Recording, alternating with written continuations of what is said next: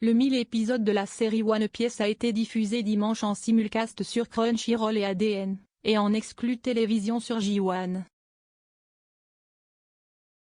Le manga d'Eiichiro Oda et son adaptation animée accompagnent les fans depuis plus de 20 ans et ont marqué durablement les imaginaires et la pop culture. Autre événement le 8 décembre prochain, avec la sortie du tome 100 chez Glénat.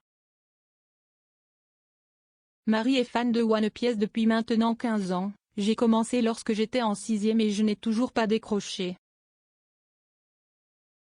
L'équipage du chapeau de paille m'a aidé à tenir dans certains moments difficiles de ma vie, et j'aime prendre exemple sur les leçons données dans ce manga. À 27 ans aujourd'hui, elle n'a pas manqué le marathon en salle, à l'occasion de la diffusion du 1.000 épisode de la série animée. L'ambiance est toujours excellente et nous vibrons tous au même rythme ou rions tous aux éclats ensemble dans ces moments-là, et c'est vraiment magique. Elle n'a pas manqué non plus, comme beaucoup d'autres, de répondre à notre appel à témoignage sur le phénomène One Piece. Merci encore. Je préfère nettement le manga car l'anime traîne en longueur. Une autre femme, Clarisse, 26 ans, a découvert One Piece à l'adolescence grâce à son petit frère, un passionné de manga. Moi, je ne lisais que des romans, et j'ai d'abord été rebutée par le format, avant de me prendre de passion pour les aventures de Luffy, raconte-t-elle. J'ai commencé à regarder l'anime peu après, mais n'en ai pas vu tous les épisodes, seulement certains arcs. Je préfère nettement le manga, poursuit-elle, car je trouve que l'anime traîne clairement en longueur, la faute à une volonté de ne jamais s'arrêter pour attendre que le manga progresse. Résultat, l'intrigue est étirée et cela donne des épisodes globalement frustrants, ainsi que des arcs fillers pas toujours pertinents ni intéressants. Malgré tout, l'anime a beaucoup progressé en termes de qualité du dessin, les personnages sont très attachants et les musiques d'introduction toujours sympas. Les animés, c'est ressentir les émotions des personnages. Les témoignages reçus sont souvent longs, passionnés, de vraies lettres d'amour. Pour le manga surtout, mais également l'anime. Lucas, 19 ans, regarde l'anime chaque dimanche depuis un jour de primaire où il a surpris son grand frère devant. Beaucoup diront que la version manga est supérieure à la version animée, mais ce que j'aime dans les animés, c'est ressentir les émotions de l'œuvre, des personnages, explique-t-il.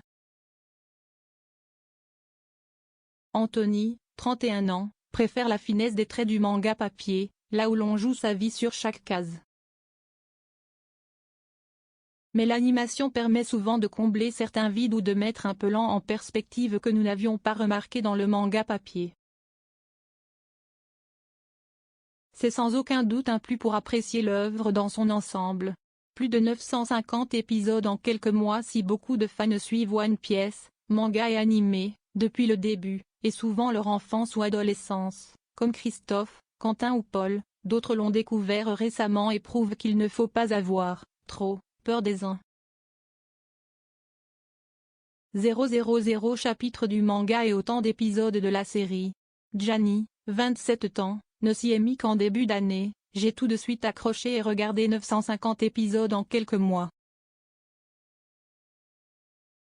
Ce n'est pas un manga comme les autres, les personnages sont attachants et il y a beaucoup de leçons de vie, de moments marquants.